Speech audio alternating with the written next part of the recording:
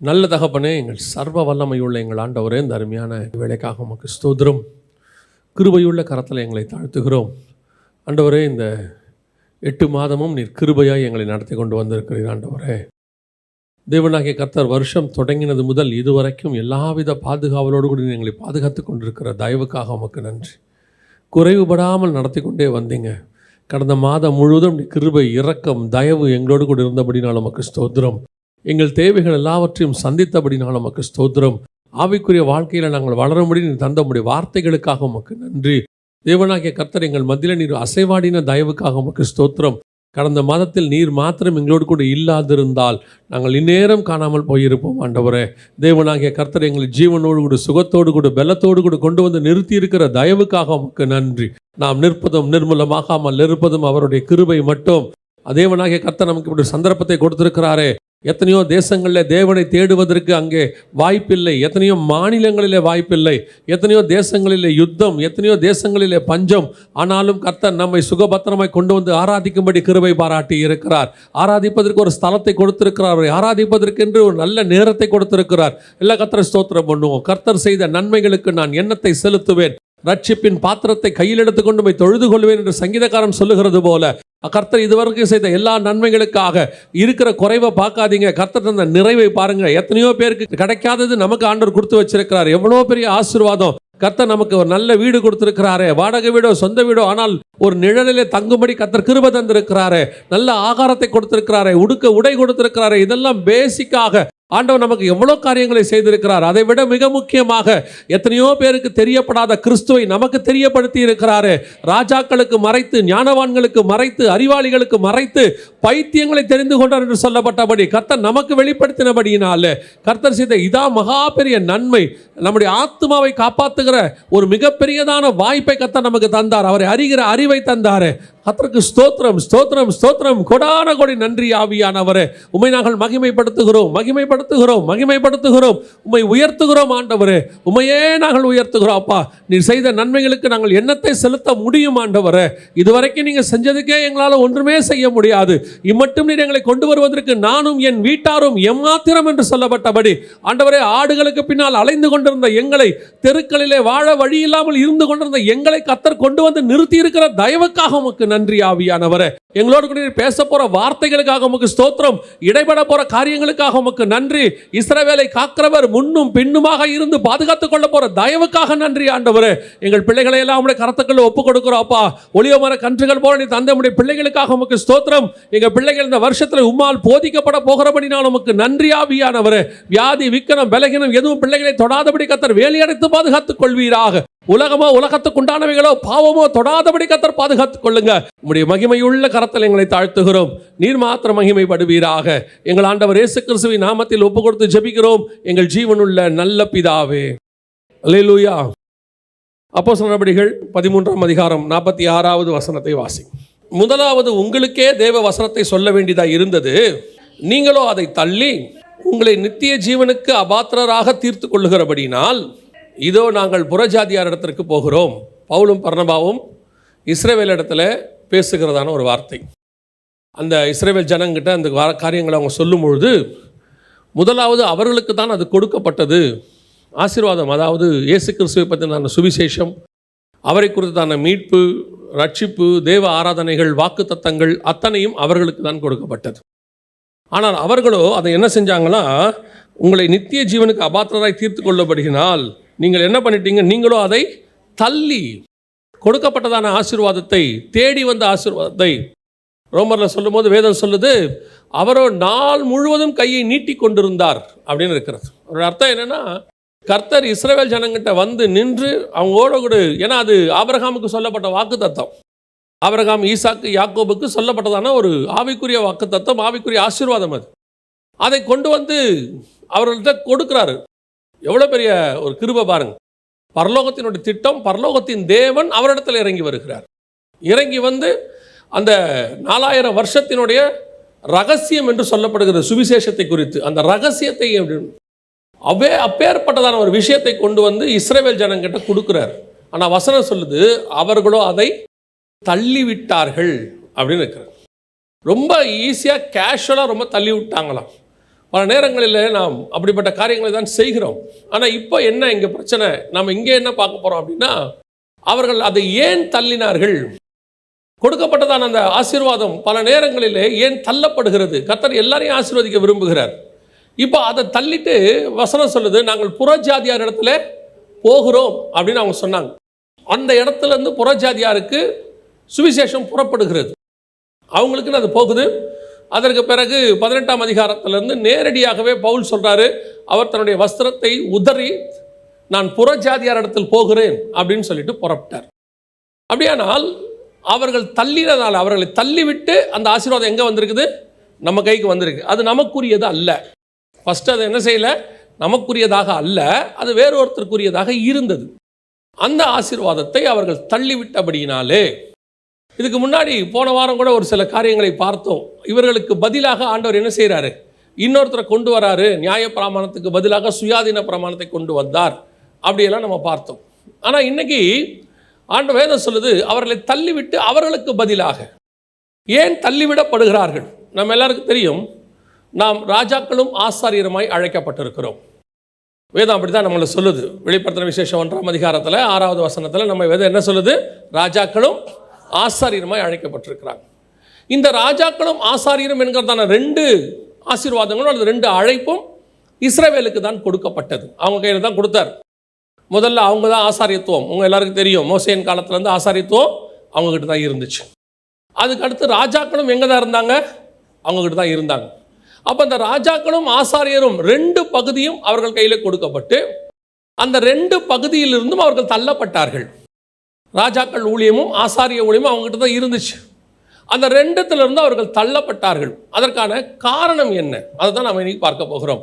ஏன் அதை பார்க்க போகிறோம் அப்படின்னா, அந்த 2ஐயும் தள்ளிட்டு கர்த்தர் அதை நம்ம கையில் கொடுத்துருக்கிறார். இப்போ நாம் அங்கே தனித்தனியாக இருந்துச்சு, 2 பார்ட்டாக இருந்துச்சு. ராஜாக்கள் தனியாக இருந்தாங்க, ஆசாரியர் தனியாக இருந்தாங்க. அவங்க 2 பேர்கிட்ட 2 அழைப்பு கொடுக்கப்பட்டது, 2 ஆசீர்வாதம் கொடுக்கப்பட்டது, 2 மேன்மை கொடுக்கப்பட்டது. இந்த 2ஐயும் அவர்கள் ஏன் விட்டு விட்டார்கள் அல்லது ஏன் அவர்கள் தள்ளப்பட்டார்கள்? இப்போ அதை தள்ளிட்டு புறஜாதியார் நம்மகிட்ட ராஜாவும் ஆசாரியரும் சேர்ந்து வந்துடுச்சு. இப்போ நம்ம ராஜாக்களும் ஆசாரியருமாக இருக்கிறோம். இப்போ இதை நாம் எப்படி அதை பத்திரமா பார்த்துக்கணும்? நாம் பொதுவாகவே நம்முடைய சொத்தை பாதுகாக்கிறதுக்கு நமக்கு தெரியுது, எப்படிலாம் செய்யணும். சிலருக்கு அதுவும் தெரியாது. சிலரை பொறுத்த வரைக்கும் அப்பா சேர்த்து வச்சுட்டு போயிருப்பார், அம்மா சேர்த்து வச்சுட்டு போயிருப்பாங்க. அதை ரொம்ப ஈஸியாக இழந்து போகிறவங்க இருக்கிறாங்க. ஏன்னா அவங்களுக்கு அதை தேடின வழி தெரியாது. ரொம்ப கேஷுவலாக அப்பா அம்மா வச்சுட்டு போவாங்க, ரொம்ப கேஷுவலாக அவங்க அதை இழந்துருவாங்க. ஆனால் அதை அப்பா பார்த்திங்கன்னா ரொம்ப பாதுகாப்பாக பத்திரமாக வச்சு அடுத்த தலைமுறைகிட்ட கொடுத்துட்டு போயிருப்பார். இவங்க அதை ரொம்ப உதாசீனப்படுத்தி ரொம்ப கேஷுவலாக, சிலப்போ இளையகுமாரன் கதை நமக்கு தெரியும், அந்த ஓமை. அதில் தகப்பன் அவ்வளோ சொத்து சேர்த்து வச்சுருக்கிறாரு, பையன் போய் ரொம்ப ஈஸியாக எல்லாத்தையும் இழந்துட்டு திரும்பி வந்துட்டான் பண்ணித்தவடோட, ரொம்ப கேஷுவலாக இழந்துட்டான். அதே மாதிரி தான் பல நேரங்களில் இந்த சேர்த்து வைக்கிறதை நம்ம ரொம்ப ஈஸியாக இழந்து விடுகிறோம். ஆனால் அதை பத்திரமாய் வைக்கிறது தான் ரொம்ப இம்பார்ட்டண்ட். இப்போ நம்மக்கிட்ட அது கொடுக்கப்பட்டிருக்கு, அதை நம்ம பத்திரமா வச்சுக்கணும். அதுக்கு தான் ஆண்டவர் நமக்கு சொல்லி கொடுக்குறாரு. ஆனால் நம்ம சொத்தை பாதுகாக்கிறது ரொம்ப பெருசாக பார்க்குறோம், வீட்டை பாதுகாக்கணும் அல்லது நமக்கு கொடுக்கப்பட்ட வேலையை பத்திரமா பார்த்துக்கிறோம், அதை ரொம்ப கரெக்டாக வச்சுக்கிறவங்க இருக்காங்க. சிலர்லாம் தங்களோட வேலையை அவ்வளோ பர்ஃபெக்டாக செய்கிறாங்க. ஆனால் நம்ம ரொம்ப ஈஸியாக இழந்துடுறோம்னா ஆவிக்குரிய ஆசீர்வாதத்தை. ஏன்னா நம்ம அதை மேன்மையாக நினைக்கிறது இல்லை. ஏன்னா இது கண்ணுக்கு முன்னாடி தெரியுது, வேலைங்கிறது, சொத்துங்கிறது, பணம்ங்கிறது, நகைங்கிறது கண்ணுக்கு முன்னாடி தெரியறதுனால இதை பத்திரமா வச்சுக்கணும்னு. ஆனால் நம்ம மேலே இருக்கிற அபிஷேகம் பாருங்க, அது நம்ம கண்ணுக்கு தெரியல, உணரக்கூடியது. ஆனால் அதை நம்ம ரொம்ப ஈஸியாக அந்த அபிஷேகத்தை ஏதோ ஒரு காரணத்தில் இழந்து விடுகிறோம். கர்த்தர் நம்மளை அழைக்கும் போதே ராஜாவும் ஆசாரியனுமா அழைச்சிருக்கிறார். 2 வகையான அபிஷேகம் இருக்கு. எத்தனை பேர்கிட்ட இன்னும் அந்த அபிஷேகம் எங்கிட்ட தான் இருக்குன்னு சொல்ல முடியும்? சிம்சோனுக்கு ஆவியானவர் இறங்கும் போது தெரியுது, கர்த்தருடைய ஆவியானவர் இறங்கினார், எழுந்திருச்சு அவர் போய் நான் பெலிஸ்தீனை உடப்பேன் கதப்பேன் எல்லாம் சொல்றாரு. அடுத்து திருப்பி சொல்லும், திருப்பி ஆவியானவர் அவன் மேல் இறங்கினார். நடுவில் எப்போ போனார் அவனை விட்டு? ஃபஸ்ட்டு இறங்கினார், அடுத்த பிரச்சனை வரும்போது திருப்பி ஆவியானவர் அவன் மேல் இறங்கினார். 2-3 இடத்துல இருக்கும் கர்த்தருடைய ஆவியானவர் அவன் மேல் இறங்கினார்னு. அப்போ இறங்கினார்னா நடுவில் ஒரு தடவை அவனை விட்டு போயிருக்கிறார்னு அர்த்தம். எப்போ போனார்? போனது அவனுக்கு தெரியல. பரிசுத்த ஆவி அவனை விட்டோ அல்லது வல்லமையின் ஆவி அவனை விட்டோ போனது அவனுக்கு தெரியல. இன்னைக்கு அதே நிலைமை தான் ஆவிக்குரிய நிலைமையில இருக்குது. நம்ம நினச்சிட்டு இருக்கிறோம் ஆவியானவர் இன்னும் என் கூட தான் இருக்கிறாரு, பரிசுத்த ஆவியானவர் என் கூட இருக்காரு. எப்படிப்பா சொல்கிறீங்க ஆவியானவர் இருக்கிறாரு, அந்நிய பாஷை பேசுகிறோம்? ஆனால் உண்மையிலேயே என் மேல் இருக்கிற அபிஷேகம் என் மேல் இருக்கிறதா? கர்த்தர் கொடுத்த அபிஷேகம் இன்னும் நிலைத்து இருக்கிறதா? நான் இன்னும் அதில் தான் இருக்கிறேன்னா ஆவியானவர் தான் என்னை நடத்துகிறாராங்கிறத நம்ம சுய பரிசோதனை பண்ணி பார்க்கணும். அடிக்கடி ஒரு வசனத்தை ஆண்டவர் உணர்த்திட்டே இருப்பார் எனக்கு. நம்மை நாமே நிதானித்து அறிந்தோமானால் நாம் நியாயம் தீர்க்கப்படும். அதான் ரொம்ப இம்பார்ட்டன்ட். இங்கே கிறிஸ்தவத்தோடைய பிரச்சனை என்னென்னா, அடுத்தவனை நியாயம் தீர்க்கிறதுல நம்பர் 1. அவர் அப்படி, இவர் இப்படி, அவர் பரவத்து போக மாட்டார், இவன் தேர மாட்டார், அவர் உருப்பட மாட்டார். இதெல்லாம் கரெக்ட் தான், எல்லாம் ஃபஸ்ட்டு. ஆனால் இவங்க போவாங்களான்னு கேட்டு பாருங்கள், கர்த்தரே அறிவார். ஏன்னா அவங்களுக்கு தெரியாது அவங்க போவாங்களான்னு. ஏன்னா அவங்கள சுய பரிசோதனை என்ன செய்யலை, பண்ணி பார்த்ததே கிடையாது. அந்த மாதிரி தான் இப்போ நாம் சுய பரிசோதனை பண்ணி பார்க்க போகிறோம். அந்த அபிஷேகம் என் மேல் இருக்கிறதா? கர்த்தர் ஏன் ராஜாவை தள்ளினார், கர்த்தர் ஏன் ஆசாரியனை தள்ளினார், அதான் ரொம்ப முக்கியம். அது ரெண்டையும் பார்த்துட்டு அதுக்கு பிறகு நாம் அந்த ராஜாக்கள் அபிஷேகத்தில் இருக்கிறோமா, ஆசாரிய அபிஷேகத்தில் இன்னும் இருக்கிறோமான்றதை பார்த்துட்டு முடிக்க போகிறோம். கர்த்தர் ஏன் தள்ளினார் வாசிங்க. அப்போஸ்தலர் நடபடிகள் 13ஆம் அதிகாரம் 21, 22 வாசிங்க. அது முதல் தங்களுக்கு ஒரு ராஜா வேண்டும் என்று கேட்டுக்கொண்டார்கள். அப்படியே தேவன் பென்யமீன் கோத்திரத்தானாகிய கீசுடைய குமாரனான சவுலை 40 வருஷ காலமாய் அவர்களுக்கு கொடுத்தார். பின்பு அவர் அவனை தள்ளி தாவீதை அவர்களுக்கு ராஜாவாக ஏற்படுத்தி, ஈசாயின் குமாரனாகிய தாவீதை என் இருதயத்துக்கு ஏற்றவனாக கண்டேன், எனக்கு சித்தமானவைகளையெல்லாம் அவன் செய்வான் என்று அவனை குறித்து சாட்சியும் கொடுத்தார். ஏன் தாவீதை ஏற்படுத்தினார், ஏன் சவுலை தள்ளினார்? சவுலை தள்ளுவதற்கு காரணம் என்ன? பல நேரத்தில் நமக்கு இதெல்லாம் தெரிஞ்ச சம்பவமாக இருக்கும். அதுக்கு நடுவில் சில முக்கியமான விஷயங்களும் இருக்கும். நம்ம அதை படிக்கும்போது கவனிக்காமல் இருப்போம், அல்லது அதை பெருசாக நினச்சிருக்க மாட்டோம். சவுலை ராஜாவாக்கிறதுக்கு சவுலுக்கு நிறைய குவாலிஃபிகேஷன் இருந்துச்சு. சவுல் சும்மா ராஜாவாக்கப்படவில்லை. ஏதோ சும்மா இஸ்ரவேலுக்கு ஒரு ராஜா வரணும், நல்லா ஜைஜாண்டிக்காக இருக்கிற ஆள் மட்டும் போதும்னு ஆண்டவர் வெளியரங்கமாக செய்யலை. இப்போது சாமுவேல் போய் தாவீது வீட்டில் அவங்களுடைய ஈசாயினுடைய மூத்த குமாரனை பார்த்தவொடனே இவனா கும்பிட்டு எஞ்சிட்டான். கர்த்தர் சொன்ன வார்த்தை என்ன? நீயோ முகத்தை பார்க்கிறாய், நானோ இருதயத்தை பார்க்கிறேன். பார்த்தால் ஜெய்ஜாண்டிக்கா இருக்கான், இராணுவ வீரன். கோலியாத்து சண்டை வரும்போது அவன்லாம் யுத்த களத்தில் நின்னவன். ஸோ அவனை தான் இருக்கும், வெளியே பார்க்குறோம். சவுனா அப்படிப்பட்ட ஒரு ஆள் தான். இஸ்ரவேலில் அவனை மாதிரி உயரமானவங்களே யாருமே இல்லை. ஃபிசிக்கலி இஸ் ஓகே, பட் அது ஒன்றுமே குவாலிஃபிகேஷன் கிடையாது சவுலை ராஜாவாக்குவதற்கு. சவுலை ராஜாவாக்குறதுக்கு நிறைய குவாலிஃபிகேஷன் இருக்குது. அதில் மிக முக்கியமாக ஒன்று, சவுலை கர்த்தர் ராஜாவாக்கினதுக்கான என்னன்னு பார்த்தீங்கன்னா, சவுல் கழுதையை தேடி ஊர் ஊராக போகிறவனாக இருந்தான், தன் தகப்பனுடைய கழுதையை தேடி. அன்னைக்கு கழுதை என்பது ரொம்ப விசேஷமானது, அதாவது சொத்து மாதிரி. அன்றைக்கி சொத்தை எதை வச்சு அளப்பாங்கன்னா, அந்த மிருகங்கள், வேலைக்காரங்க, இவங்களை வச்சு தான் அளப்பாங்க. எவ்வளோ உங்கள்கிட்ட கழுதை இருக்குது, எவ்வளோ கோவேறு கழுதை இருக்குது, எவ்வளோ ஒட்டகம் இருக்குது, எவ்வளோ கழுதை இருக்குது, எவ்வளோ வேலைக்காரிங்க இருக்குது, இதை வச்சு தான் அவங்க அளப்பாங்க. இப்போ நம்ம நகையை வச்சு அளக்கிற மாதிரி. ஸோ சவுல் அந்த ஒரு கழுதையை தேடி ஊர் ஊராக போகிறான். பயங்கரமாக அவன் அந்த அளவுக்கு அந்த தகப்பனுடைய கழுதையின் மேலே அவனுக்கு அவ்வளவு ஒரு வாஞ்சு. கடைசியில் வேலைக்காரன் சொல்கிறான், உங்கள் அப்பா கழுதையை விட்டு உன்னை தேட போகிறாரா பையனை, நீ என்ன இப்படி அந்த கழுதையை தேடுறிய அப்படிங்கிற அளவுக்கு ஆயிப்போச்சு. அப்படி ஒரு கழுதையை தேடக்கூடியவனை ராஜாவாக்கினால், அந்த கழுதையை விட எனக்கு விலையேறப்பெற்ற ப்ரீஷியஸ் சொத்து எதுனா இஸ்ரவேல் ஜனங்கள். இவர்களை அவன் எப்படி பத்திரமாய் பாதுகாத்துக் கொள்வான் என்ற ஸ்தானத்தில் தான் கர்த்தர் சவுலை ராஜாவாக மாற்றுகிறார்.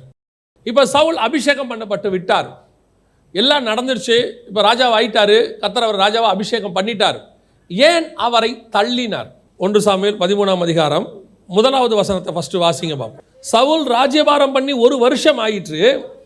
அவன் இஸ்ரவேலை 2ஆம் வருஷம் அரசாண்ட போது, 40 வருஷம் அரசாண்டிருக்கான். நம்ம அப்போஸ்தலர் நடபடிகளில் வாசிச்சோம் இல்லையா, 40 வருஷம் என்ன இருக்கிறான், ராஜாவாக இருக்கிறான். ஆனால் இந்த சம்பவம் எப்போ நடக்குது? 2வது வருஷம் நடக்குது. இதுக்கு அப்புறம் 38 வருஷம் அவன் ராஜாவாக இருந்திருக்கிறான். இந்த 2வது வருஷத்தில் ஒரு மிக முக்கியமான காரியத்தை நாம் பார்க்கிறோம். வாசிங்க 14வது வசனத்தை வாசிங்க. உன்னுடைய ராஜ்யபாரம் நிலை நிற்காது, கர்த்தர் தம்முடைய இருதயத்துக்கு ஏற்ற ஒரு மனுஷனை தமக்கு தேடி. நல்லா கவனிங்க, இது 2வது வருஷம் நடக்குது. சவுல் ராஜ்யபாரம் பண்ணி 2வது வருஷம் நடக்குது. இதுக்கப்புறம் சவுல் எத்தனை வருஷம் ராஜாவாக இருந்திருக்கிறாரு? 38 வருஷம் ராஜாவாக இருந்திருக்கிறாரு. நல்லா கவனிச்சுக்கோங்க. தாவீது ராஜாவாகும் போது என்ன வயசு? 30 வயசு. அவனை எப்ரோனிலே அவர்கள் ராஜாவாக அபிஷேகம் பண்ணின போது அவனுக்கு 30 வயசு, அதாவது தாவீது பிறக்கிறதுக்கு 8 வருஷத்துக்கு முன்னாடி நடக்கிற சம்பவம் இது. தாவீது பிறக்கிறதுக்கு 8 வருஷத்துக்கு முன்னாடி கர்த்தர் சொல்றாரு, உன்னை தள்ளி, நீங்க அந்த அப்போஸ்தலர் நடபடிகளில் வாசிங்களா 13ஆம் அதிகாரம் 22வது வசனத்தை வாசிங்க பார்ப்போம். பின்பு அவர் அவனை தள்ளி தாவீதை அவர்களுக்கு ராஜாவாக ஏற்படுத்தி ஈசாயின் குமாரனாகிய தாவீதை என் இருதயத்துக்கு ஏற்றவனாக கண்டேன். இப்ப இந்த வசனத்தை வாசிங்க, 14வது வசனத்தை. கர்த்தர் தம்முடைய இருதயத்திற்கு ஏற்ற ஒரு மனுஷனை தமக்கு தேடி. சேம் ஆள் தான், அங்க சொன்னாலும் இங்க சொன்னாலும் ஒண்ணுதான். ஆனா எப்ப சொல்லி இருக்கிறாரு இருதயத்துக்கு ஏற்றவனாய் கண்டேன்னு? அவன் பிறக்கிறதுக்கு 8 வருஷத்துக்கு முன்னாடி சொல்றாரு. இந்த இடத்துல சொல்றாரு சவுலை பார்த்து, நான் உன்னை தள்ளிட்டேன்பா, நான் உன்னை தள்ளி அந்த இடத்துல இன்னொரு ஆளை ராஜாவாக்கிட்டேன். ஆனா இன்னும் ராஜா பிறக்கவே இல்லை, இன்னும் ராஜா அதுக்கான ஆயத்தமே இல்லை, உருவாகவே இல்லை, பூமிக்கே வரல. இதுக்கப்புறம் 8 வருஷம் கழிச்சு தான் வரானே. அப்ப நல்லா கவனிச்சுக்கொள்ளுங்க, இப்பவே தள்ளி விட்டுட்டு பிறக்காத ஒருத்தரை ராஜாவாக்கணும் அப்படின்னா சவுலை ஏன் தள்ளுகிறார்? அதான் ரொம்ப இம்பார்ட்டன்ட். நம்ம வாசிச்ச வசனம் ஆரம்பத்தில் ஃபர்ஸ்ட் வசனம் 13ஆம் அதிகாரத்தில் 46வது வசனத்தில் என்ன சொல்லுச்சு அப்படின்னா, அவர்களோ தேவனுடைய வார்த்தையை தள்ளி அப்படின்னு இருக்கு. இங்கே சவுல் என்ன செஞ்சான் வாசிங்க. 1 சாமுவேல் 13ஆம் அதிகாரம் 11-12 வாசிங்க. நீர் செய்தது என்ன என்று சாமுவேல் கேட்டதற்கு சவுல், ஜனங்கள் என்னை விட்டு சிதறிப் போகிறதையும் குறித்த நாட்களின் திட்டத்திலே நீர் வராததையும் பெலிஸ்தர் மிக்மாசிலே கூடி வந்திருக்கிறதையும் நான் கண்டபடியினாலே கில்காலில் பெலிஸ்தர் எனக்கு விரோதமாய் வந்துவிடுவார்கள் என்றும் நான் இன்னும் கர்த்தருடைய சமூகத்தை நோக்கி விண்ணப்பம் பண்ணவில்லை என்றும் எண்ணி துணிந்து சர்வாங்க தகன பலியைச் செலுத்தினேன் என்றான். இப்போ இவர் பலி செலுத்திட்டார், நம்ம எல்லாருக்கும் தெரியும். சவுல் பலி செலுத்திட்டாரு, சாமுவேல் வரத்துக்கு முன்னாடியே எல்லா வேலையும் பண்ணி முடிச்சிட்டார். இப்போ சாமுவேல் கேட்குறாரு, நீ என்னப்பா பண்ணிட்டா? இப்படி ஆசாரியன் தானே இந்த வேலையை செய்யணும், நீ ஏன் அர்ஜென்ட் பண்ணி இந்த வேலையை செஞ்ச அப்படின்னும் போது சவுல் சொன்ன மிக முக்கியமான ரீசன் என்ன அப்படின்னு கேட்டிங்கன்னா, ஃபர்ஸ்ட் ரீசன், ஜனங்கள் என்னை விட்டு சிதறி போகிறதையும். ராஜா ஏன் அந்த அபிஷேகத்தை இழக்கிறான் அப்படின்னு கேட்டிங்கன்னா, மிக முக்கியமாக இவன் தேவனுடைய சித்தத்தை செய்வதற்காக அழைத்து கொண்டு வரப்பட்டவன். அந்த அபிஷேகம் அதுக்கு தான் கொடுக்கப்பட்டது. எனக்கு சித்தமானவைகளை எல்லாம் அவன் செய்வான், அப்படித்தான் பைபிள் சொல்லுது. ஆனால் இங்கே வசனம் சொல்லுது, அவன் ஜனங்களை திருப்திப்படுத்துவதற்காக தேவ வார்த்தையை தள்ளிவிட்டவன். அதான் முக்கியம். அதுக்கு பின்னாடியே வசனம் சொல்லும், நீர் இப்பொழுதும் கர்த்தருடைய வார்த்தையை தள்ளி புத்தியினமாய் செய்தீர், கட்டளையை கை கொள்ளாமல் போனீர். கர்த்தர் கொடுத்த வார்த்தையை விட்டாச்சு. ஆனால் இப்போ இவங்களுக்கு எது முக்கியம்? ஜனங்க முக்கியம், மக்கள் முக்கியம். பல நேரங்களிலே நம்முடைய அபிஷேகம் எங்கே நம்மை விட்டு போகிறது என்று சொன்னால், கர்த்தர் உங்களுக்கு ஒரு கட்டளையை கொடுத்திருப்பார், கர்த்தர் உங்களுக்கு ஒரு காரியத்தை செய்ய சொல்லியிருப்பார், கர்த்தர் உங்களுக்கு ஒரு அழைப்பை கொடுத்திருப்பார். ஆனால் இந்த அழைப்பை எது உங்களை மாற பண்ணும் தெரியுமா? மனுஷனை பிரியப்படுத்துகிறது, மனுஷனை திருப்திப்படுத்துவது. அந்த மனுஷன் என்பது யாரா வேணாலும் இருக்கும்.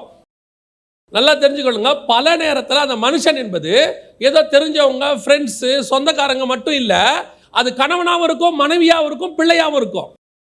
அங்கே தான் விஷயமே இருக்குது. நாம் பல நேரத்தில் மற்றவங்க சொல்லும் போது அதை ரொம்ப கேஷுவலாக விட்டுருவோம். இப்போது எங்களை மாதிரி ஊழியக்காரங்களுக்கு ஒரு பிரச்சனை இருக்குது. சபை நடத்துகிற பாஸ்டர்ஸாக இருக்கட்டும் அல்லது எவாஞ்சலிஸ்டாக இருக்கட்டும், இப்போ எங்களுக்கு ஒரு பிரச்சனை இருக்குது. என்னன்னு கேட்டால், எது எங்களுக்கு ஆசீர்வாதமோ அதுவே எங்களுக்கு வீழ்ச்சியாகவும் மாறும். எது ஆசீர்வாதம்னு கேட்டிங்கன்னா, நீங்கள் தான் ஆசீர்வாதம். கர்த்தர் ஆத்துமாக்கள் தான் ஜனத்திரள், ராஜாவுக்கு மகிமை.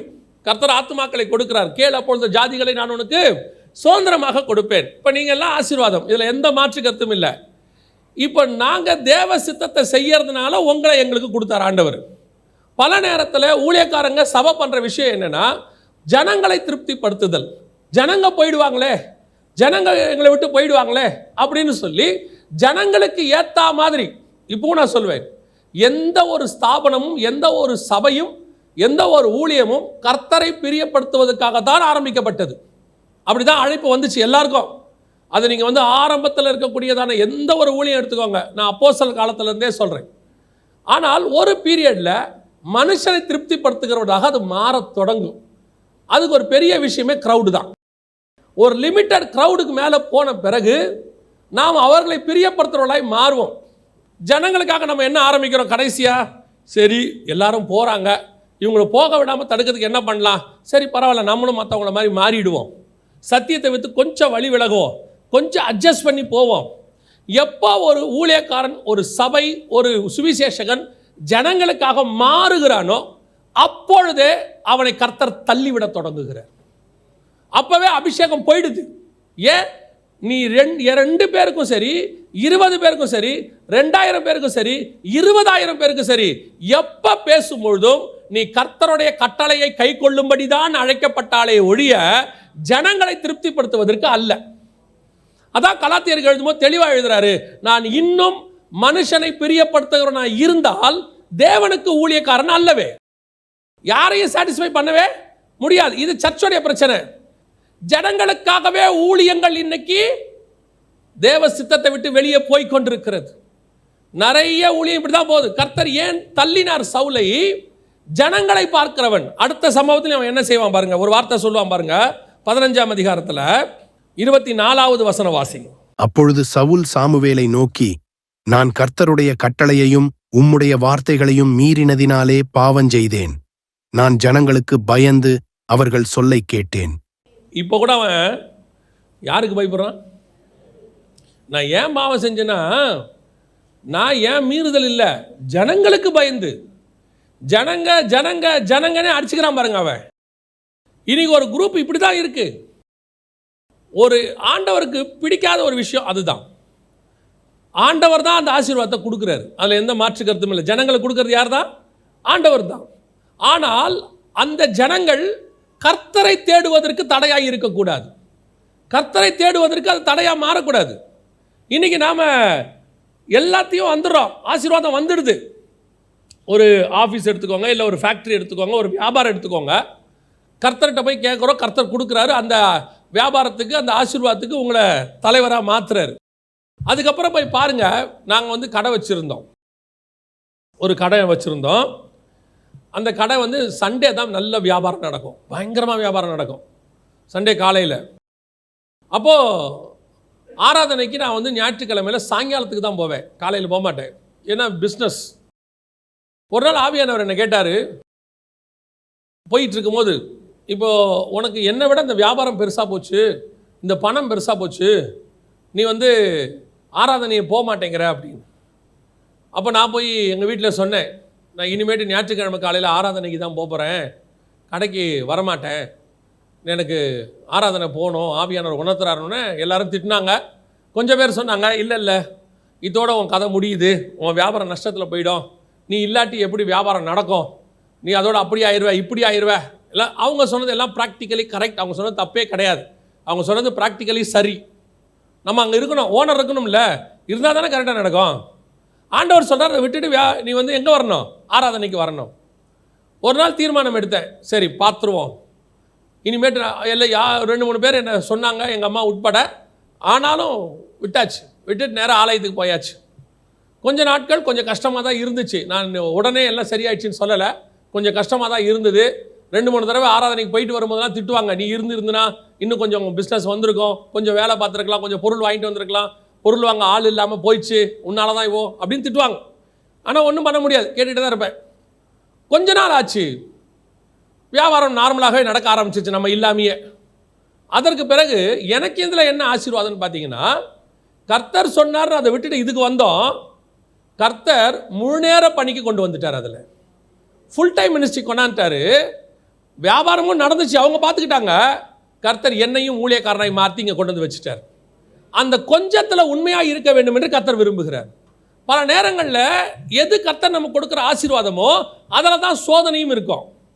அந்த சோதனையை அந்த இடத்துல விடுறதுக்கு நீங்கள் ரெடியாக இருக்கணும். அதை விட தயாராக இல்லாவிட்டால் அதுவே உங்களை தள்ளுவதற்கு காரணமாகவும் மாறும். இப்போ ஒரு பணக்கார வாலிபன் வந்தான் இயேசுகிட்ட. அவன் வந்து நியாயப்பிரமாணத்தின்படி குற்றம் சாட்ட முடியாதவன், சின்ன வயசுலேருந்து பர்ஃபெக்ட் பர்சன். அவன் பணக்காரன். அப்போ இந்த பணம் முழுக்க அவனுக்கு யார் கொடுத்தது? யார் கொடுத்தது? கர்த்தர் கொடுத்தது. கர்த்தர் கொடுத்தனால தான் இவ்வளோ பணம். ஏன்னா அவன் தசமாக காணிக்கலாம் கரெக்டாக செலுத்திருக்கான் நியாயப்பிரமாணத்தின் படி. அவனே சொல்கிறான், மார்க்கில் வரும், அவனை பார்த்து கர்த்தர் அன்பு கூர்ந்துன்னு இருக்கும். கர்த்தர் காரணம் என்னன்னு கேட்டீங்கன்னு சொன்னால், அவனுடைய உண்மைத்தன்மையை கர்த்தர் பார்க்குறாரு. நியாயப்பிரமாணத்தை பர்ஃபெக்டாக ஃபாலோ பண்ணியிருக்கான். அதே மனுஷனை பார்த்து கர்த்தர் சொல்கிறாரு, இவைகளை விட்டு விடு. இதெல்லாம் கொடுத்தது யாரு? கர்த்தர்.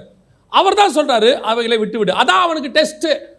எதை உனக்கு நான் கொடுத்தேனோ, எதை உனக்கு ஆசீர்வாதம் நீ நினைக்கிறியோ, நான் விட சொல்லும் போது அதை விடணும்.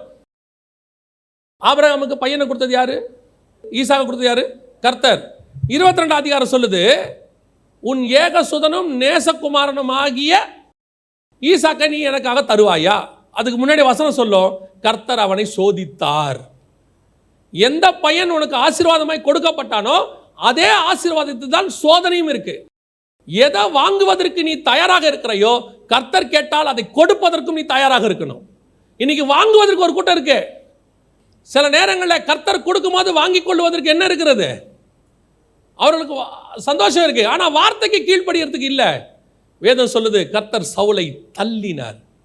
தள்ளிட்டு ஆண்டவர் சொல்றாரு, என் இருதயத்துக்கு ஏற்ற எனக்கு சித்தமானவைகளை எல்லாம் அவன் செய்வான். என்னடா செய்வான்? எல்லாம் செய்வான். அவன் என்ன சொன்னாலும் செய்வான்.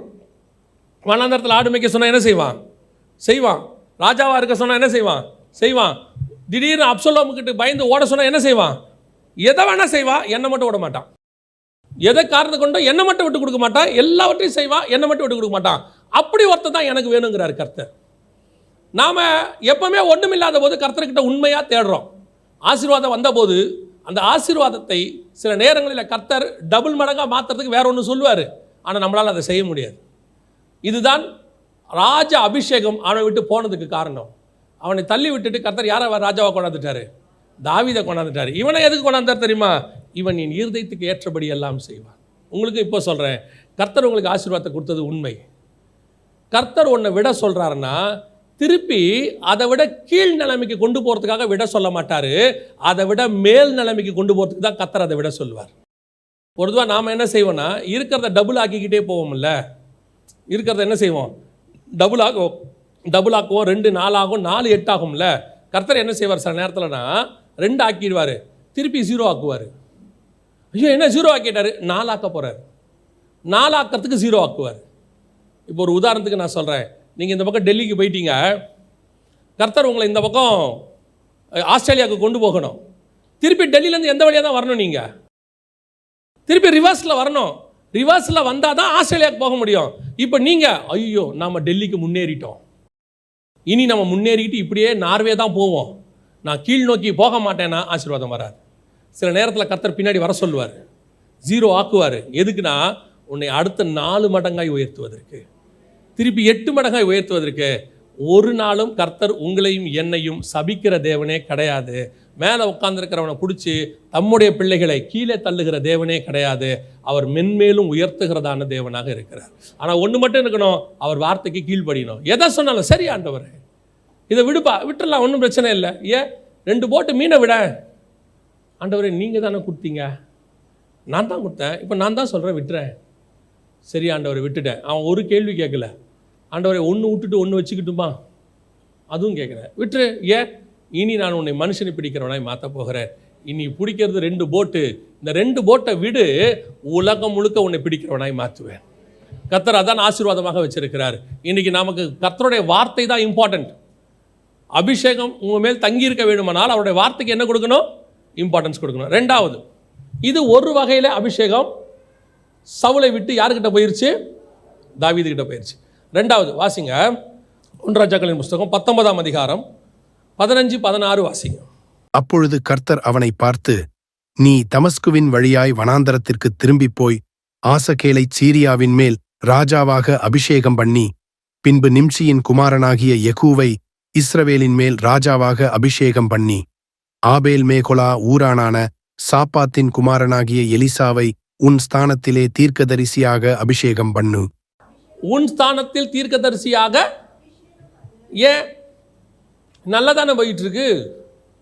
சரி, இதோட இந்த இதை முடிச்சு எலிசாவை அபிஷேகம் பண்ணதோட எலியாவோட வேலை முடிஞ்சிருச்சு. அந்த செகண்ட் மேலே போறாருன்னா இல்லை. 2 ராஜாக்கள் 2ஆம் அதிகாரம் வரைக்கும் எலியா இங்கே தான் இருக்கிறார். அதுக்கப்புறம் ஆகாப்பு நாபாத் விஷயத்தில் வந்து பேசுகிறார் ஆண்டவர். ஆகாப்புக்கிட்டையும் ஏசபேலுக்கிட்டையும் எலியாவை கொண்டு தான் பேசுகிறார். அதுக்கு பிறகு அகசியா விஷயத்திலையும் எலியாவை கொண்டு தான் பேசுகிறார். எலியா உடனே இமிடியேட்டாக வேலையை முடிச்சுட்டு பரலோகத்துக்கு கிளம்பல, எடுத்துக்கொள்ளப்படலை. எலியா எடுத்துக்கொள்ளப்படுறது 2 ராஜாக்கள் 2ஆம் அதிகாரத்தில். இந்த சம்பவம் நடக்குது 1 ராஜாக்கள் 19ஆம் அதிகாரத்தில். அதுக்கப்புறம் எத்தனையோ வருஷம் ஆகாப் மரிக்கிற வரைக்கும் யார் இருக்கிறா? எலியா இருக்கிறாரு. ஆனால் நல்ல விஷயத்தை பாருங்க, இந்த 19க்கு பிறகு வேற தீர்க்கதரிசிகள் உள்ள வந்துடுறாங்க. வேற ஒரே 2 சம்பவம் தான். அதுக்கப்புறம் எலியா ஒன்று நாபாத் விஷயத்தில் ஆகாபோடையும் ஏசபேலோடையும் பேசுறாரு, 2வது அகசியா விஷயத்தில். மற்றபடி நடுவில் பார்த்தீங்கன்னா வேற தீர்க்கதரிசி உள்ள வந்துடுறான். உள்ள வந்து அவன் ப்ராபசி பேசிக்கிட்டு இருக்கிறான் பெனதாத் விஷயத்தில் எல்லாத்துலேயும். ஏன் திடீரென்று எலியாவின் ஊழியம் எலிசாவுக்கு கொடுக்கப்பட சொன்னது? ஊழியம் முடிஞ்சதுனால சொல்லப்பட்டதா? அப்படின்னா ஊழியம் இன்னும் முடியல. அதுக்குள்ளேயே ஆண்டவர் சொல்லிட்டாரு, இல்லைப்பா நீ உன் ஸ்தானத்தில் போய் என்ன பண்ணிடு, எலிசாவை அபிஷேகம் பண்ணிடு. வாட் இஸ் த ரீசன் அப்படின்னு கேட்டிங்கன்னா 1 ராஜாக்களின் புஸ்தகம் 19ஆம் அதிகாரம் 4வது வசனம் வாசி.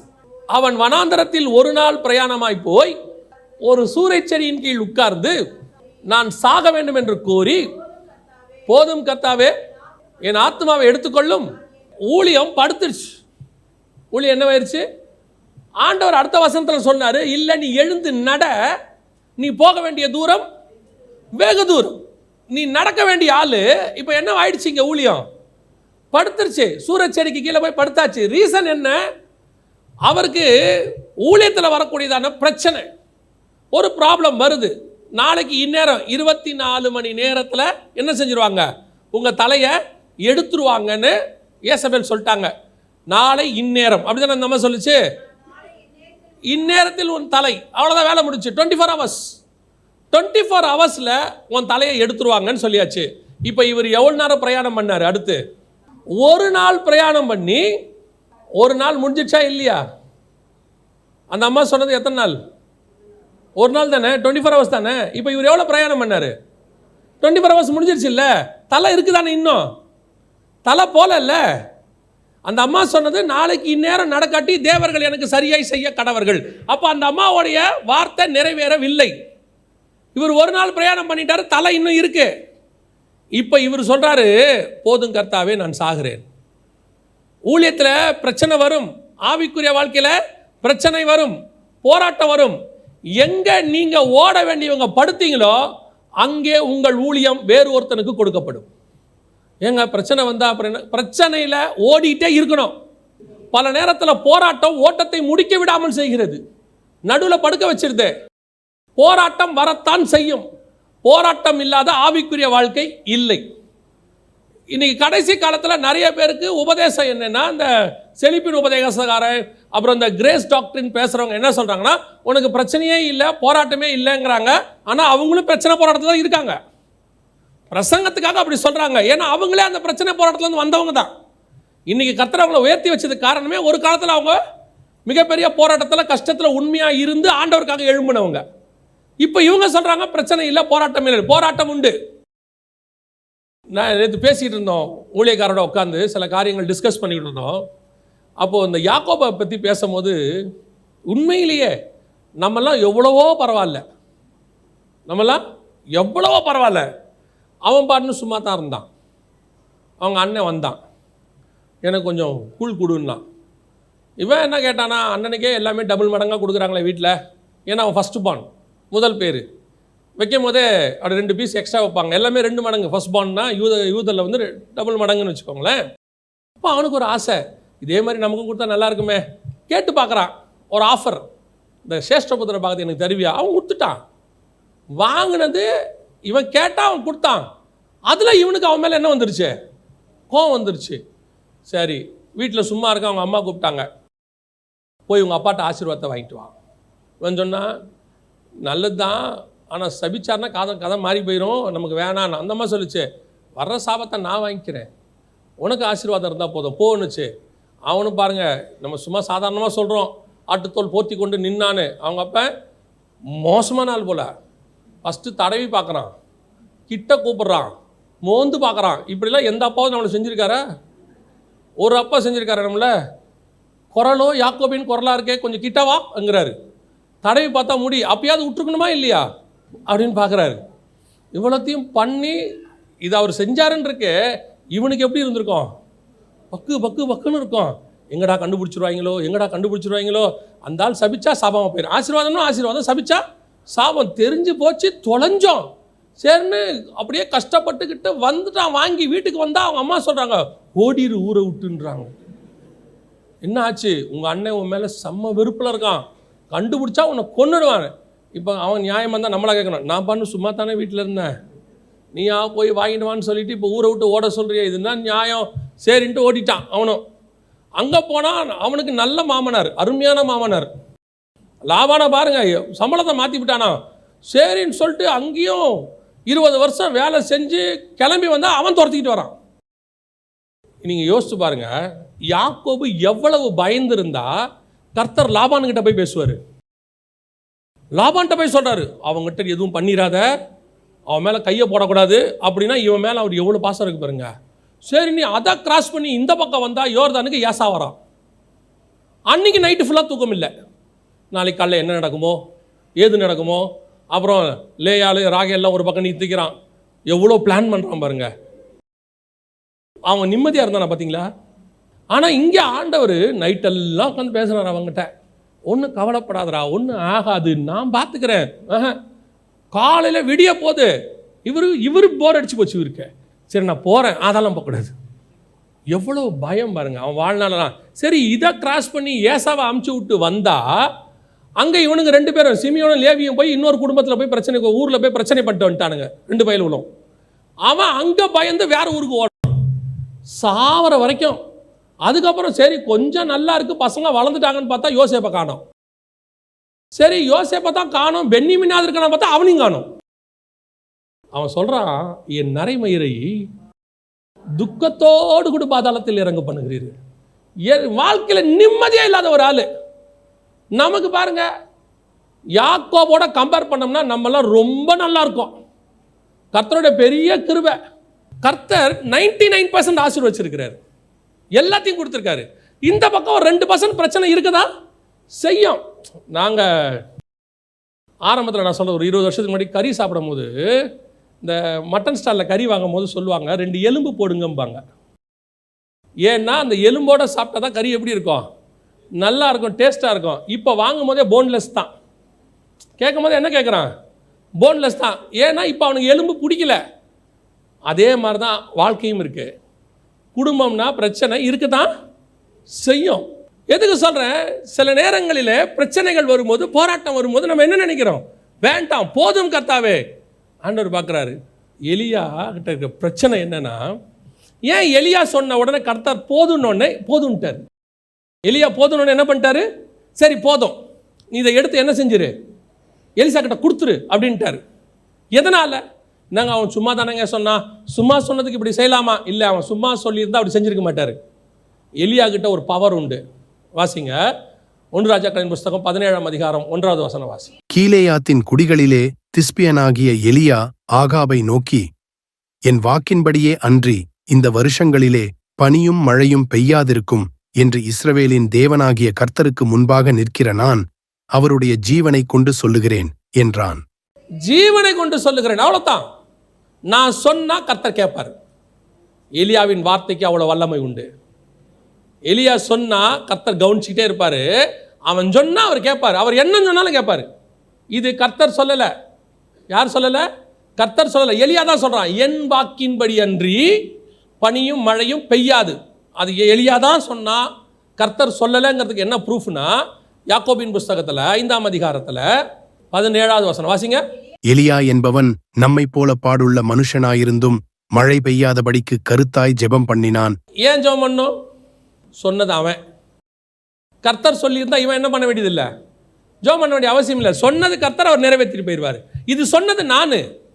ஸோ என்னுடைய ப்ரேயர் என்ன ஆகணும், நான் சொன்ன வார்த்தை என்ன ஆகணும், நடக்கணும். ஸோ இவன் ப்ரேயர் பண்ணுறான், 3 வருஷம் ஜெபம் பண்ணுறான். ஆண்டவரே மழை பெய்யக்கூடாது, மழை பெய்யக்கூடாது. கர்த்தர் சொல்கிறாரு, உன் வாக்கின்படி நான் செய்கிறேன்ப்பா, நீ என்ன சொல்கிறியோ அதை நான் செய்கிறேன். அதுதான் எலியாவின் வார்த்தை. இப்போ அதே எலியா அதே வாயால் சொல்கிறான், மழை பெய்யாதுன்னு சொன்ன அதே எலியா அக்கினி இறங்கும்னு சொன்னால் என்ன இறங்கும்? அதுக்கு முந்தின அதிகாரத்தில் அக்கினி இறங்கணும்னு என்ன செஞ்சிச்சு? அக்கினி இறங்குச்சு. அவன் சொன்னால் கர்த்தர் கேட்பார். மழை பெய்யாதுன்னா பெய்யாது, நெருப்பு வரும்னா வரும், நான் போதும்னா போதும். ஏன்? அவன் தான் சொல்லிட்டான். இப்போ ஒரு உதாரணத்துக்கு சொல்கிறேன். இரவும் பகலும் சகோதரரை குற்றப்படுத்துகிற பிசாசு அங்கே நிற்பான். பழைய ஏற்பாட்டிலையும் யோசுவா அவன் குற்றப்படுத்தினான்னு வசனம் சொல்லுது இல்லையா? அப்படி நிற்கும் போது எலியாவே சொல்கிறாரு, போதும் கர்த்தாவே, நான் சாகிறேன், என்னை விட்டுருங்க அப்படின்னு சொன்ன உடனே இப்போ பிசாசு சொல்லுவான், அவனே போதுங்கிறான். ஏன் அவன் சொன்னா தான் நீங்கள் கேட்பீங்கல்ல. ஒரு சத்ரு பக்கத்தில் நின்றுக்கிட்டே இருக்கான். பல நேரத்தில் நம்மளோட வாயின் வார்த்தைகள் ரொம்ப கேர்ஃபுல்லாக யூஸ் பண்ணணும். நீங்கள் அபிஷேகம் பெற்றவர்களாக இருந்தால், கர்த்தர் உங்கள் வார்த்தையை கனப்படுத்தணும் நீங்கள் விரும்புனீங்கன்னா, நீங்கள் பேசுகிற வார்த்தையை கர்த்தர் கவனிக்கிறார்னு அர்த்தம். நான் சொல்றது, அபிஷேகம் பண்ணப்பட்ட ஒருத்தன், தீர்க்க தரிசியாக இருக்கிறவன், கர்த்தருக்கு முன்பாக நிற்கிறவன், என்ன சொன்னாலும் கர்த்தர் கேட்பார். ஜீவனும் மரணமும் எங்கே இருக்குது? நாவின் கீழே இருக்குது. பேசும்போது கேர்ஃபுல்லாக பேசணும். பிள்ளைகள் அதான் நான் எப்பவும் சொல்லுவேன், உருப்படாதன்னு சொல்லாதீங்க. நீங்கள் அபிஷேகம் பெற்றவங்க, ஒருவேளை நீங்கள் தீர்க்கதரிசியாக இருந்து உங்கள் வார்த்தையை கர்த்தர் கனப்படுத்துகிறவராக இருந்தால் அந்த பிள்ளைகளுக்கு அது பலிக்கும் பாருங்க. நாளைக்கு அது நல்லா இல்லைன்னா யார் கஷ்டப்பட போகிறது? நம்ம தான் கஷ்டப்பட போகிறோம். நம்ம தான் எப்போவுமே வார்த்தையை கேர்ஃபுல்லாக. நான் சில ஆட்கள் இந்த அலப்பிட்டு தெரியும், எப்போ பார்த்தாலும் சபிக்கும். அதெல்லாம் கவலையப்பட வேண்டாம், அது நடக்காது. ஏன்னா வசனம் சொல்லிடுச்சு, உனக்கு விரோதமாய் சொல்லப்படுகிற எந்த சாபமும் என்ன செய்யாது? பலிக்காது. நான் சொல்கிறது தீர்க்கதரிசி, கர்த்தரோடு கூட நடக்கிறவங்க, முகமுகமாக தரிசிக்கிறவங்க. இப்படிப்பட்ட ஆட்கள், சில ஆட்கள் பார்த்தீங்கன்னா விசுவாசியாக தான் இருக்கும், ஆனால் ஸ்பிரிச்சுவலி ஸ்ட்ராங்காக இருக்கும். கர்த்தரோடு கூட தீர்க்க தரிசனம் பேசும், சர்வசாதாரணமாக கர்த்தரை பற்றி பேசும். அப்படிப்பட்ட ஆட்கள் உங்கள் வாழ்க்கையில் நீங்கள் சொல்கிற காரியத்தில் என்ன செய்யணும்? ரொம்ப கேர்ஃபுல்லாக இருக்கணும். ரொம்ப ஆண்டவர்கிட்ட பேசும்போது கேர்ஃபுல்லாக பேசணும். பல நேரங்களில் உங்கள் அபிஷேகம் உங்களை விட்டு போவதற்கு நீங்கள் தான் என்னவாக இருக்கிறீங்க? காரணமாக இருக்கிறீங்க. எனக்கு தெரிஞ்சு புதிய ஏற்பாட்டை பொறுத்த வரைக்கும் கர்த்தர் விசுவாசி வாயிலிருந்து சாபமான வார்த்தையை விரும்பவில்லை. இப்போது ஒரு ஊருக்குள்ளே போகிறார் இயேசு. போகும்போது அந்த ஊர் ஜனங்க அவரை விட மாட்டேங்கிறாங்க. இப்போ இயேசுக்கிட்ட சீஷர்கள் வந்து சொல்கிறாங்க, இந்த ஜனங்களை அக்கினி இறக்கி என்ன செய்யுங்க? கொன்று போடுங்க அப்படின்னு. உடனே இயேசு சொன்ன வார்த்தை, நீங்கள் என்ன ஆவி உடையவர்கள் என்று அறியீர்களா? எதுக்கு இப்போ அக்கினி இறக்கணும்? நம்ம வந்தது ஆசீர்வதிக்கத்தானே ஒழிய சபிக்கிறதுக்கு இல்லை. பல நேரங்களிலே நமக்கு விரோதமாக காரியங்கள் வரும், ஏசபேல்கள் வரும், ஆகாபுகள் வருவார்கள், உன்னை கொன்று போடுவேன்னு சொல்லுவாங்க, விரோதமாக பேசுவாங்க. ஆனாலும் உங்கள் வாயிலிருந்து சாபத்தீடான வார்த்தைகள் புறப்படாதிருப்பதாக. ஆண்டவர்கிட்ட ஒப்பு கொடுத்துருங்கன்றேன் நான். அவங்கள என்ன பண்ணணுங்கிறத ஆண்டவர் பார்த்துப்பார். அவரை அடித்து சிலுவையில் தொங்க விட்டார். இவங்க தான் இவர் அவங்களுக்காக தான் வந்திருக்கிறார். ஆனால் அதே ஜனங்க இவரை சிலுவையில் தொங்க விட்டாங்க. அசிங்கமாக பேசுகிறாங்க, என்னென்னமோ சொல்கிறாங்க. ஆனால் வசனம் சொல்லுது, இவர் பிதாவை பார்த்து, பிதாவே இவர்களுக்கு மன்னியும். அவ்வளோதான். நம்ம வாயின் வார்த்தை. இப்போ நீங்கள் ஒருத்தரை மன்னிக்கிறதுனால, இன்னொருத்தரை சாபமாக பேசாமல் இருக்கிறதுனால, ஏன் ஒரு சிலர் உங்களை பேசும்போது நீங்கள் அமைதியாய் போகிறதுனால நீங்கள் ஆசீர்வதிக்கத்தான் படுவீர்களே ஒழிய ஒரு நாளும் தாழ்ந்து போக மாட்டீர்கள், குறைவுபடாது. ஒரு நாளும் கர்த்தர் அதனை உங்களை விட போகிறது இல்லை. அமைதியாக போயிருங்க. பேசுகிறவன் பேசட்டும், என்ன வேணாலும் சொல்லட்டும். உங்கள் வாயிலிருந்து அந்த வார்த்தை வர வேணாம். சாபமான வார்த்தை, மரணத்துக்கு எதுவான வார்த்தை வேண்டாம். அது நமக்கு தேவையே இல்லை. கர்த்தர் நம்மளை ஆசீர்வதிச்சிருக்கிறார், கர்த்தர் நம்மளை பிளஸ் பண்ணியிருக்கிறார். உடனே இப்படி போயிடாதீங்க, அப்போ நம்ம சொல்கிறதெல்லாம் நடக்கும் போல கர்த்தர் இன்னைக்கு பணத்தை கொட்டுவார், அதெல்லாம் கொட்ட மாட்டார். உடனே அங்கே போயிடறான் ஒரு குரூப்பு, செழிப்பின் உபதேசத்துக்கு அந்த பக்கம் போயிடுறான். நீ கேட்கறதெல்லாம் கர்த்தர் கொடுப்பாரு, ப்ளூ கலரில் BMW வாசலில் கேளுங்கிறான். அது வராது. உனக்கு என்ன தேவை என்பதை பரமபிதா அறிந்திருக்கிறார், அதெல்லாம் கர்த்தர் கொடுப்பாரு. நம்ம பேசுகிற ஸ்பிரிச்சுவல் விஷயங்கள் நம்ம வாயிலிருந்து புறப்படுகிறது. இருதயத்தின் நிறைவினால் வாய் பேசும். அப்போ நம்ம வாயிலிருந்து புறப்படுகிற வார்த்தைகள் ஆசீர்வாதமான வார்த்தைகளாகத்தான் இருக்கணும், பாசிட்டிவாகத்தான் இருக்கணும். ஒரு நாளும் அப்படிப்பட்ட வார்த்தைகளை பேசாது, சாபமான வார்த்தைகளை பேசாதிருங்கள். அது சில நேரத்தில் என்ன செய்யணும், உங்களுக்கே என்ன ஆகிடுது. இப்போ அவன் சொன்னான், போதும் கர்த்தாவே, நான் இதோட முடிச்சுக்கிறேன். அதுக்கப்புறம் அவங்ககிட்ட ஒரு மினிஸ்ட்ரியும் கர்த்தர் கொடுக்கவே இல்லை, ஒரு மினிஸ்ட்ரியும் கொடுக்கல. இப்போ ஆகாப்பு கிட்ட போய் பேசினானே, அது கூட அவன் தான் போய் பேசினான். அப்போ அவன் கேட்பான், ஆகாப்பு கண்டுபிடித்தாயோ அப்படின்னு கேட்பான். அதுக்கப்புறம் பாருங்கள், வேறு வேறு தீர்க்கதரிசிகள் வந்துட்டாங்க. கடைசியாக எலிசா கிட்ட ஒப்படைச்சிட்டான். இவன் ஏறி பரமேறி போயிட்டான். மினிஸ்ட்ரி அந்த சூரச் செடியோடு கூட அந்த அக்கினி இறங்குறது, மழை பெய்ய, இந்த மாதிரி காரியங்கள் எல்லாம் முடிவுக்கு வந்துடுச்சு. பல நேரத்தில் கர்த்தர் நமக்கு கொடுத்துருக்கிற ஊழியத்தை, ஆசீர்வாதத்தை, வியாபாரத்தை, எது வேணாலும் இருக்கட்டும், நீங்கள் நெகட்டிவாக பேசி அவ்வளோதான் இது முடிஞ்சு போச்சு, நடக்காது, நான் எப்பவும் சொல்லுவேன். அதை மற்றவங்க நம்மளை பார்த்து சொல்லட்டும், நீ அவ்வளோதான். அதுவும் புதிய ஏற்பாட்டில் அபிஷேகம் பெற்ற ஒரு ஆளை பார்த்து இன்னொருத்தர், அது யாரை வேணா இருக்கட்டும், உங்கள் சொந்தக்காராக இருக்கட்டும், அம்மாவை கூட அப்பாவை கூட இருக்கட்டும், சாபமாக சொன்னால் அது பலிக்காது. ஏன்? கர்த்தர் ஆசீர்வதித்த ஒருத்தனை இன்னொருத்தன் சபிக்கவே முடியாது. உங்கள் அபிஷேகத்தை நீங்களே கனவீனப்படுத்தினா மட்டும்தான் உண்டு, வேற யாரும் கனவீனப்படுத்த முடியாது.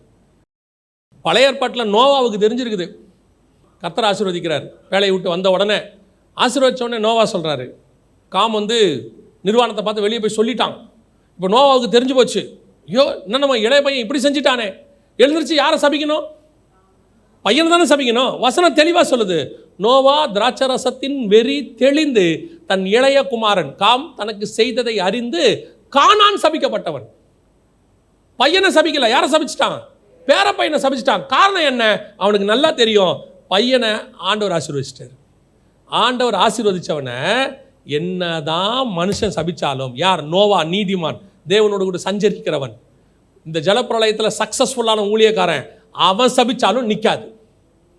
இன்னைக்கு நிறைய பேர் என்ன நினச்சிக்கிறாங்கன்னா, ஐயோ இப்படி திருப்பியும் சொல்கிறேன், கர்த்தர் உங்களை ஆசீர்வதித்தால் வேற யாரும் உங்களை சபிக்கவே முடியாது. கர்த்தர் ஆசீர்வதிச்ச ஆசீர்வாதம் தான் பெருசு, மனுஷன் விடுகிற சாபம் சின்னது. ஆனால் உங்கள் அபிஷேகத்தை நீங்கள் கனவீனப்படுத்த முடியும். ஒரே ஒரு காரியத்தை சொல்லிட்டு முடிக்கிறேன். ஒரு முறை ஒரு இடத்துக்கு போகும்பொழுது அங்கே கர்த்தர் போக வேணான்னு சொன்னார். அங்கே போயிட்டேன். நான் போனபோது அங்கே சில கனவீனமான காரியங்கள் நடந்துருச்சு. நடந்த உடனே நான் ஆண்டவர்கிட்ட கேட்டேன், என்ன ஆண்டவரே இவங்க இப்படி பேசுகிறாங்க, ஒரு ஊழியக்காரன் கூட மரியாதை இல்லாமல் பேசுகிறாங்க அப்படின்னு. உடனே ஆண்டவர் கேட்டார், நான் தான் உன்னை இங்கே வர வேணான்னு சொன்னேனே. ஃபஸ்ட்டே கர்த்தர் உணர்த்தினார் போவேனான்னு. நான் அதை தாண்டி தான் போனேன். அப்போ ஆண்டவர் சொன்னார், நான் தான் உன்னை இங்கே வர வேணான்னு சொன்னேனே, இங்கே வந்தால் உன் அபிஷேகம் கனவீனப்படும்னு எனக்கு தெரியும். அன்னையோட ஒரு தீர்மானம் பண்ணேன், என் அபிஷேகத்துக்கு முதல்ல நான் மரியாதை கொடுக்கணும். எனக்கு ஒரு கனம் இருக்குது, கர்த்தருக்கு நம்ம அத்தனை பேருக்கு அந்த கனம் இருக்குது. ஏன்னா அத்தனை பேரையும் ராஜாக்களும் ஆசாரியருமா அழைச்சிருக்கிறாரு. பல நேரத்தில் கர்த்தர் உங்களை என்னையும் கனப்படுத்த தான் விரும்புகிறார், கனவீனப்படுத்த விரும்பலை. அந்த கனவீனப்படுத்துகிற இடத்துக்கு போக வேண்டாம் என்று கர்த்தர் விரும்புகிறார். ஏன்? என் அபிஷேகத்தை முதலில் நான் கனப்படுத்த வேண்டும். எனக்குரிய ராஜ்ய அபிஷேகம் ஒன்று இருக்குது, எனக்கு ஒரு ஆசாரித்துவம் இருக்குது. அதை அபிஷேகத்தை நான் கனப்படுத்தாமல் அதுக்கப்புறம் மற்றவன் கனப்படுத்தணும்னு எதிர்பார்க்கறது தப்பு. நான் கனப்படுத்தினா கர்த்தர் அதை அடுத்தவனையும் கனப்படுத்துகிற வரை வைப்பார். பல நேரங்களில் என்னுடைய அபிஷேகம் தொலைந்து போவதற்கு நானே காரணமாய் மாறிவிடுகிறேன். என் வாயின் வார்த்தைகள், என்னுடைய சுபாவங்கள், எனக்குள் இருக்கக்கூடிய காரியங்கள் என் அபிஷேகத்தை கனவீனப்படுத்து. கடைசியில் கர்த்தர் சொல்லிட்டாரு, எடுத்து எங்கே கொடுத்துரு, எலிசாட்டை கொடுத்துரு, அவன் பார்த்துப்பான்ட்டார். இந்த ரெண்டு அபிஷேகம், ராஜ அபிஷேகமும் ஆசாரிய அபிஷேகமும் ஏன் அவர்களை விட்டு தள்ளி இன்னொருத்தருக்கு கொடுக்கப்பட்டது என்றால், ஒருவன் கர்த்தருடைய வார்த்தைக்கு கீழ்ப்படியாதவன், இன்னொருத்தன் தன்னுடைய அபிஷேகத்தை கனப்படுத்தாதவன். அதனுடைய விளைவு அந்த ரெண்டும் வேறொருத்தருக்கும் மாறி போய்விட்டது. ஆனால் ஒரே வசனத்தை வாசிங்க, முடிக்கலாம்.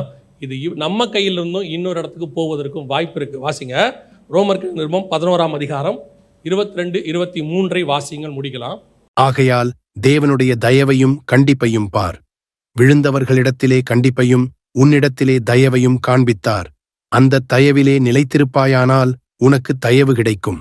நிலைத்திராவிட்டால் நீயும் வெட்டுண்டு போவாய். அன்றியும் அவர்கள் அவிசுவாசத்திலே நிலைத்திராதிருந்தால் அவர்களும் ஒட்ட வைக்கப்படுவார்கள். அவர்களை மறுபடியும் ஒட்ட வைக்கிறதற்கு தேவன் வல்லவராயிருக்கிறாரே. நிலைத்திராது, அவங்க ஒழுங்கா ஆயிட்டாங்கன்னு சொல்றாரு. அவிசுவாசத்தில் நிலைத்திராதுன்னா என்ன அர்த்தம்னா, விசுவாசத்தில் நிலைத்திருந்தால் அவர்களும் ஒட்ட வைக்கப்படுவார்கள். அவங்கள மறுபடி வரணும்னா உன்னை தள்ளிடுவார்னு அர்த்தம். அவங்கள தள்ளிட்டு நம்மளை கொண்டு வந்திருக்கிறாரு. அவன் திருப்பி ஒழுங்காயிட்டான், நாம ஒழுங்கா இல்லைன்னா அந்த அபிஷேகத்தை கனப்படுத்தாட்டி நம்மை தள்ளிவிட்டு அந்த இடத்துக்கு இன்னொருத்தரை கொண்டு வருவதற்கு கர்த்தர் வல்லமை உள்ளவராக இருக்கிறார். அப்போ எங்கிட்ட கொடுக்கப்பட்டதை என்ன செய்யணும்? அவர் வருமளவும் பத்திரமா பார்த்துக்கணும். அதனால தான் ஆண்டவர் சொல்றாரு, சிமனா சபையை பார்த்து, நீ வருமளவும் உனக்குள்ளதை பற்றி கொண்டிரு, அப்பொழுது நான் உனக்கு ஜீவகிரீடத்தை தருவேன். அல்லேலூயா. நாம் ஜெபிக்க போகிறோம். எல்லாம் எழுந்திரிக்கலாமா தேவ சமூகத்தில்? ஆண்டவர் உங்களையும் என்னையும் கிருபையாக இந்த அபிஷேகத்துக்குள்ளே கொண்டு வந்திருக்கிறார். நம்முடைய முற்பிதாக்கள் அதற்கு பாத்திரவான்கள் அல்ல. அவர்கள் எல்லோரும் தேவனை அறியாத புறஜாதி ஜனங்களாக இருந்தார்கள். இந்த வாக்குத்தத்தங்களும் தேவ ஆராதனைகளும் எல்லாம், நீதி எல்லாமே மூத்த சகோதரராகிய இஸ்ரவேலுக்கு உரியதே. அவர்கள் கீழ்ப்படியாமல் போனதுனால அந்த ஒலிவ மரத்தின் கிளைகள் வெட்டப்பட்டது. அதில் உங்களையும் என்னையும் கர்த்தர் கொண்டு வந்து ஒட்ட வச்சிருக்கிறார்.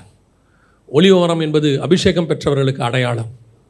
அந்த அபிஷேகம் பெற்ற அந்த வேருக்குள்ளே உங்களையும் என்னையும் கொண்டு வந்து வச்சிருக்கிறார். நீங்கள் நானும் அதை பத்திரமாய் பாதுகாத்து கொள்ளும்படி கர்த்தர் வச்சிருக்கிறார். இந்த செய்தியில் ஆண்டவர் உங்களுக்கு மிக முக்கியமாக சொல்கிறது, உங்கள் மேலே இருக்கிற அபிஷேகத்தை ஒரு நாளும் இழந்து போயிடாதீங்க. அசட்டையா பணத்துக்காக சின்ன சின்ன காசில் பாவம் செஞ்சு ஏமாற்றி திருடி அதெல்லாம் உங்கள் அபிஷேகத்தை மட்டும் இழந்துடாதீங்க. அது உங்களுக்குரியது, கர்த்தர் உங்களுக்காக கொடுத்தது. இஸ்ரவேலர்களை இழந்த மாதிரி நீங்கள் இழந்துட்டீங்கன்னா அந்த இடத்துக்கு வேறொருத்தரை கர்த்தர் கொண்டு வந்துடுவார். ஒப்பு கொடுத்து ஜெபம் பண்ணுவோமா? ராஜாக்களும் ஆசாரியருமாய் அழைக்கப்பட்டோம். இப்போ அந்த அபிஷேகத்துக்குள்ளே இருக்கிறோம். இதை முடிவு பரியந்தம் பாதுகாத்துக்கொள்ள கர்த்தர் நமக்கு ஆசீர்வதிக்கிறார், பாதுகாத்துக்கொள்ள விரும்புகிறார். அந்த அபிஷேகத்துக்காக நம்ம ஜெபம் பண்ண போகிறோம். கரங்களை உயர்த்தி தேவனிடத்தில், ஆண்டவரே, நீர் எனக்கு கொடுத்த இந்த அபிஷேகத்தை முடிவு பரியந்தம் பற்றி கொண்டிருக்க, இதை இழந்து போகாதபடிக்கு, தொலைத்து போகாதபடிக்கு முடிவு பரியந்தம் பற்றி கொண்டிருக்க கிருபை பாராட்டுங்கப்பா. ஒப்பு கொடுப்போமா தேவ சமூகத்தில்? சர்வ வல்லமையுள்ள எங்கள் தகப்பனே, இந்த அருமையான வேலைக்காய் உமக்கு ஸ்தோத்திரம். தேவனாகிய கர்த்தர் கொடுத்த வார்த்தைகளுக்காக உமக்கு நன்றி. நீர் எங்களுக்கு கொடுத்த ராஜ அபிஷேகத்தை, ஆசாரியத்துவத்த அபிஷேகத்தை, ராஜரீக ஆசாரிய கூட்டம் என்கிற அபிஷேகத்தை நாங்கள் ஒரு நாளும் இழந்து விடாதபடி அதை பத்திரமாய் பற்றி கொள்ள கர்த்தர் கிருபை பாராட்டுங்க.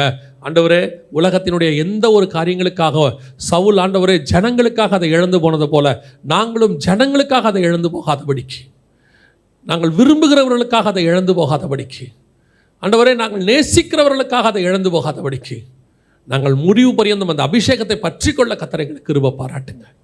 ஆண்டவரே, எங்களுக்கு ஏற்படக்கூடிய சோதனைகளில், டிப்ரெஷனில், ஸ்ட்ரெஸ்ஸில், போதும் இந்த ஊழியம், போதும் இந்த அபிஷேகம், அப்படிப்பட்ட வார்த்தைகள் எங்களுக்குள்ளேருந்து வராதபடிக்கு, என்ன நடந்தாலும் சரி நல்ல போராட்டத்தை நான் போராடுவேன், ஓட்டத்தை முடிப்பேன் என்கிற வைராக்கியத்தோடு கூட ஓட எங்களுக்கு கிருபை பாராட்டுங்கப்பா.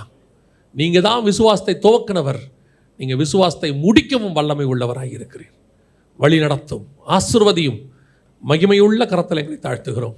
எங்கள் ஆண்டவர் இயேசு கிறிஸ்துவின் நாமத்தில் ஒப்பு கொடுத்து ஜெபிக்கிறோம் எங்கள் ஜீவனுள்ள நல்ல பிதாவே.